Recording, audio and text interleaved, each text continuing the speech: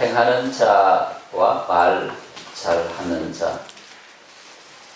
당연히 우리의 신앙은 행하는 신앙이 되어야 하겠죠.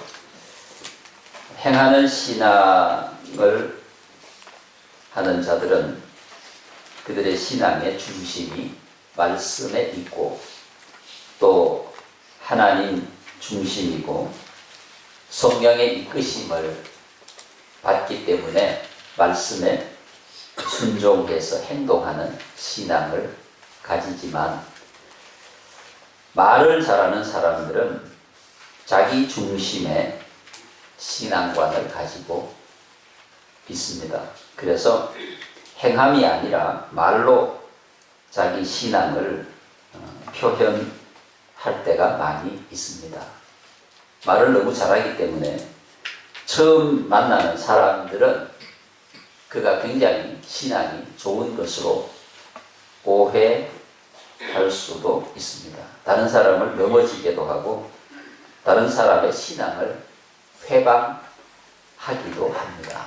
말을 너무 잘하는 사람, 얄밉도록 말을 잘하는 사람들이 교회 안에는 아주 가끔씩 있습니다.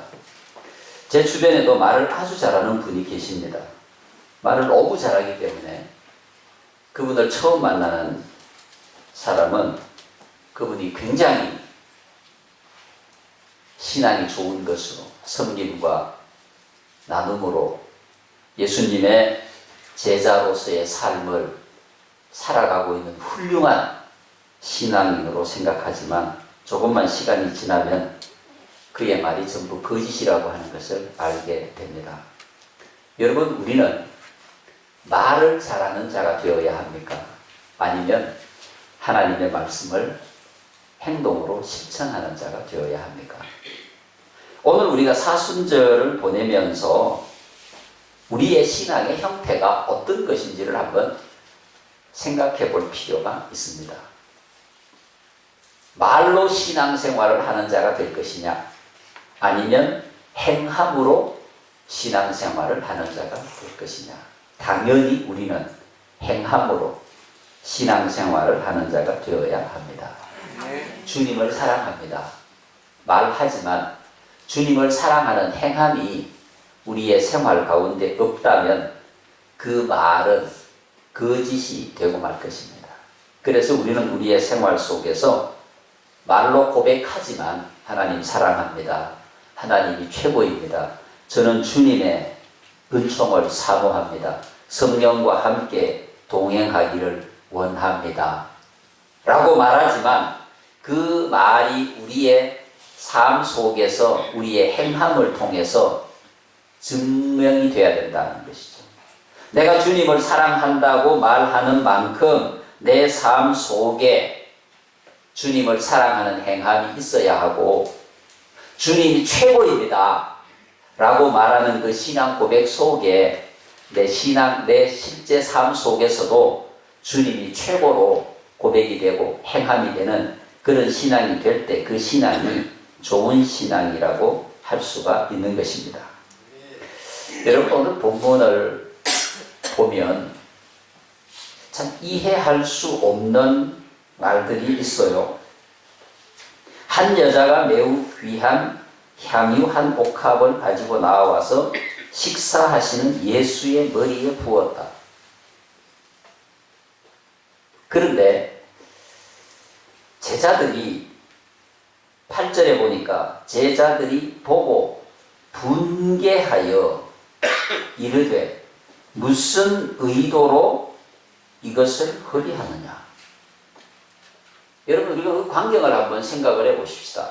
지금 이 상황은 예수님께서 이미 수차례에 걸쳐서 내가 죽게 될 것이라고 예고한 상태고 죽음의 문턱으로 가고 있는 그 상황입니다. 이 마태복음 26장의 상황이, 그 상황에 한 여인이 예수님이 있는 곳에 와서 자기가 가지고 있었던 향유를 깨뜨려서 예수님의 머리에 부었다는 거죠. 그 상황을 보고 제자들이 분개했다. 여러분, 그게 분개할 일입니까? 여러분 이거 상황을 한번 생각해 보세요. 제자들이 왜 분개를 했는지 이해가 됩니까, 여러분?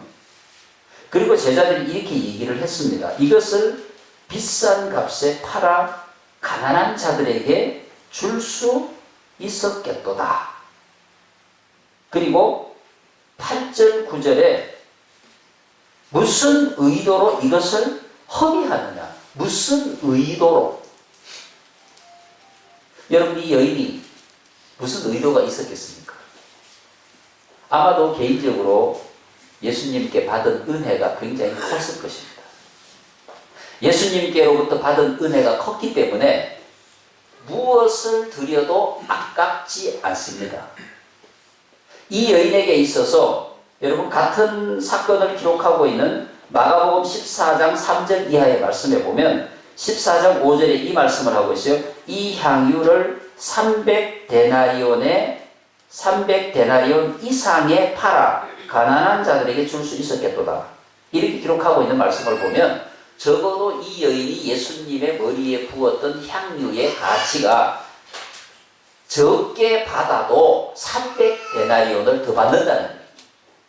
이 300데나리온이라고 하는 것은 당시에 어른의 하루 품삯이 한 데나리온이니까 보통 어른이 1년을 벌어야 살 수 있는 가치를 지닌 거다 이 말입니다. 이 여인이 가지고 있었던 자기에게 가장 소중한 재산적 가치를 가지고 있는 향유를 예수님의 머리에 부을 때는 그만한 감동과 은혜에 대한 감사가, 감격이 이 여인에게 분명히 있었을 거예요. 가난한 이 여인이 예수님의 그 향유를 부으면서 무슨 의도를 가지고 있었겠습니까? 그런데 제자들은 그 여인에게 분개하였어요. 분노할 이유도 없죠. 왜 분노합니까? 분노할 이유도 없지만 분노하면서 한 얘기가 무슨 의도로? 여러분 이 여인이 예수님에게 향유를 부으면서 무슨 의도를 가지고 있었겠어요? 그냥 예수님 사랑해서, 그냥 예수님이 좋아서, 예수님께 받은 은혜가 너무 감사해서, 감동해서 그렇게 했을 뿐입니다. 여러분 그런데 교회 안에는 이 제자들과 같은 생각과 이 제자들과 같은 말을 하는 사람들이 있을 수 있는 겁니다. 헌신하는 자들을 향해서 집사님 도대체 무슨 의도로 그렇게 열심히 해? 무슨 의도로, 무슨 생각으로? 여러분 하나님 앞에 우리가 충성하고 봉사하고 섬기는 것이, 헌신하는 것이 무슨 의도입니까? 주님이 내게 주신 은혜가 너무 감사해서 예수님께서 나를 위해서 죽으셨다는 사실을 믿으십니까? 그럼 예수님께서 나를 위해서 죽으셨다는 것은 나를 위해서 예수님이 생명을 주신 거잖아요.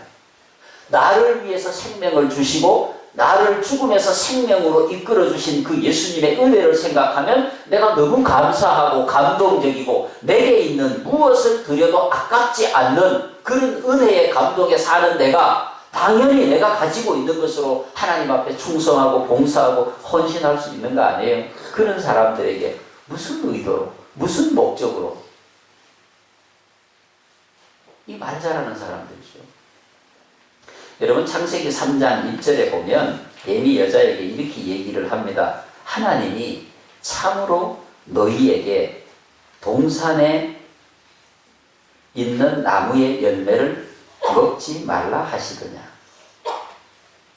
하나님이 참으로 진짜로 그렇게 말했느냐? 굉장히 말이 참 묘하죠. 하나님께서는 먹지 말라고 말씀하셨고 뱀이 그 사실을 모를 리가 없지 않습니까? 그런데 뱀은 여자에게 하나님이 참으로 너희에게 먹지 말라고 했느냐? 4절에 너희가 결코 죽지 아니하리라. 5절에 너희가 그것을 먹는 날에는 내 눈이 밝아져 하나님과 같이 되어 선악을 알 줄 하나님이 아심이라.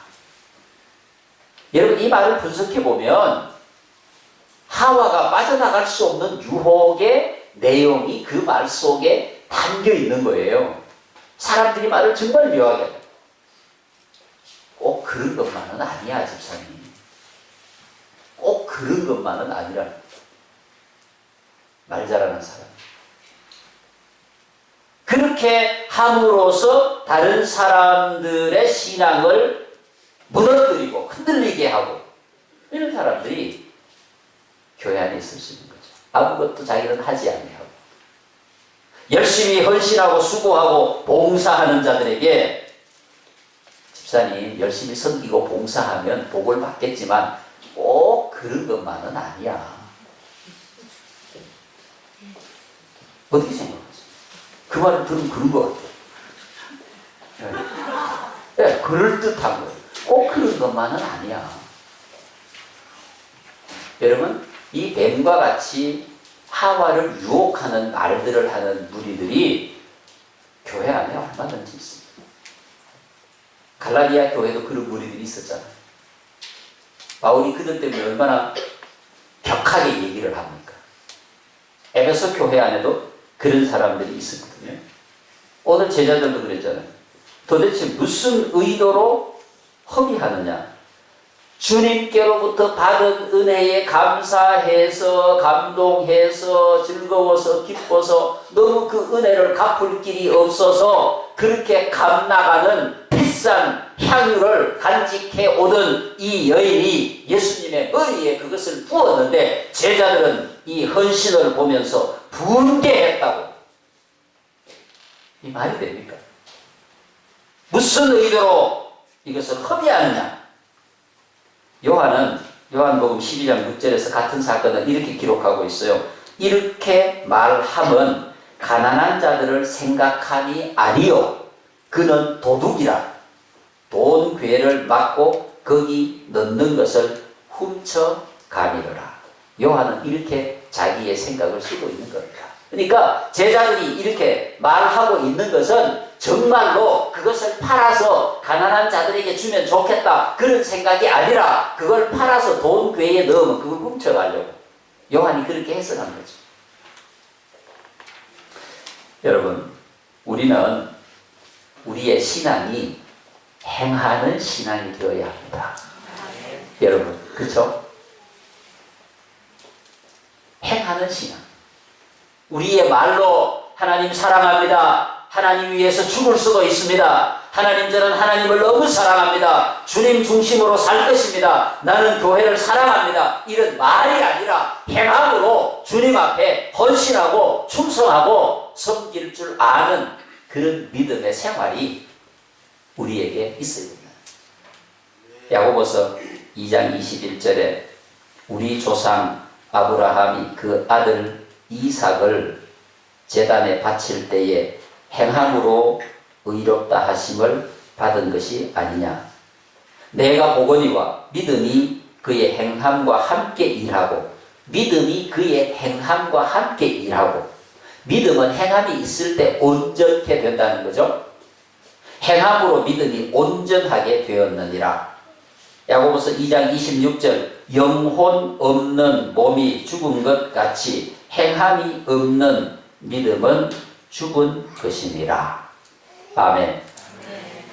행함이 없는 믿음은 죽은 것입니다. 우리는 말로 신앙생활을 하는 게 아닙니다. 말로 주님을 사랑하는 게 아닙니다. 말을 잘하는 사람이 아니라 행함이 있는 그리스도인이 되기를 축복합니다. 우리에게 필요한 건 그거예요. 말을 잘하는 그리스도인이 너무 많아요. 집사님, 혼자 너무 많이 하지 마. 못하는 사람도 마음 아파. 이 말이 맞습니까? 정말 말 잘하는 사람들입니다. 말 잘하는 사람. 집사님, 나도 하고 싶어. 하고 싶으면 하면 될 거예요. 이게 지금 오늘 본문에서 말씀을 하고 있는 것과 무엇이 다르냐 이 말이에요.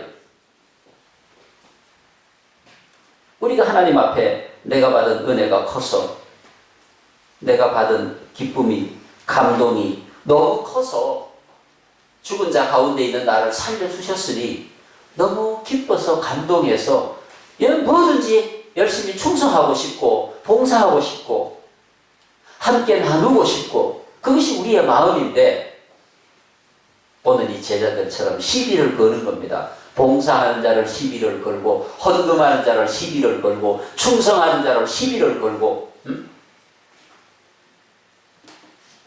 순수한 마음에 성도들을 대접하면 권사되고 싶어?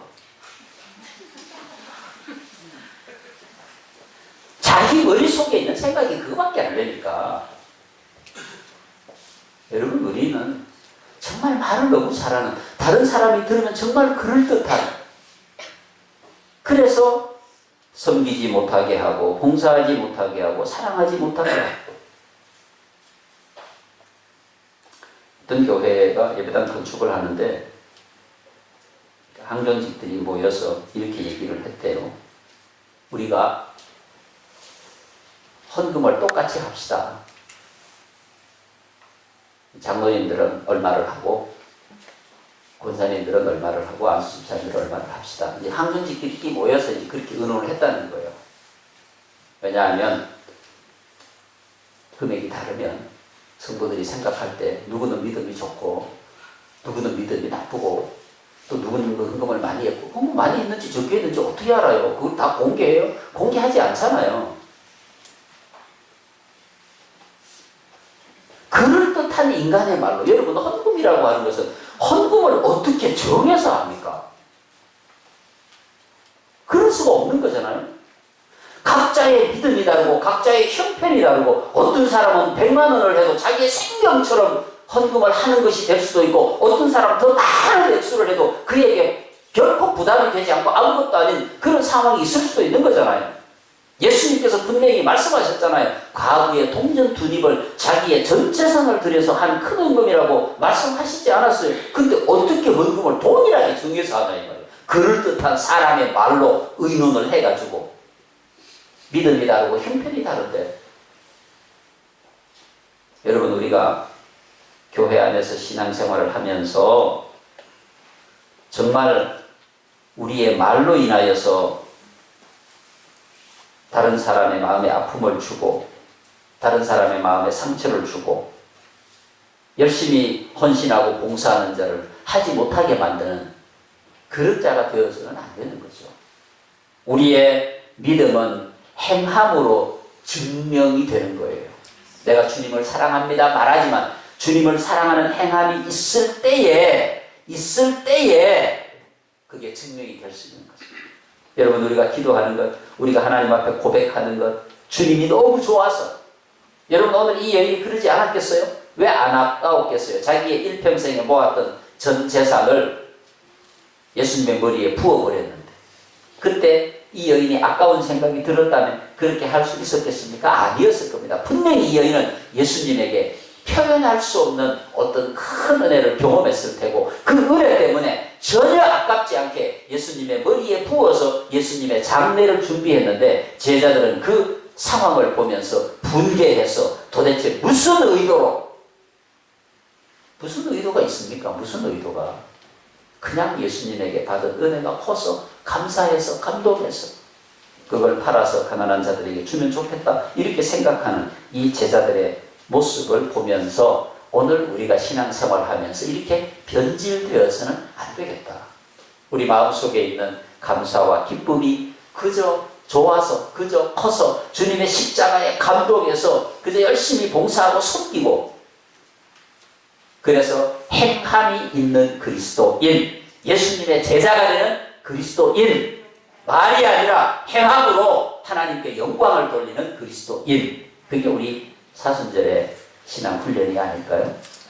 행함이 있는 그리스도인, 여러분 그런 그리스도인이 되기를 축복합니다.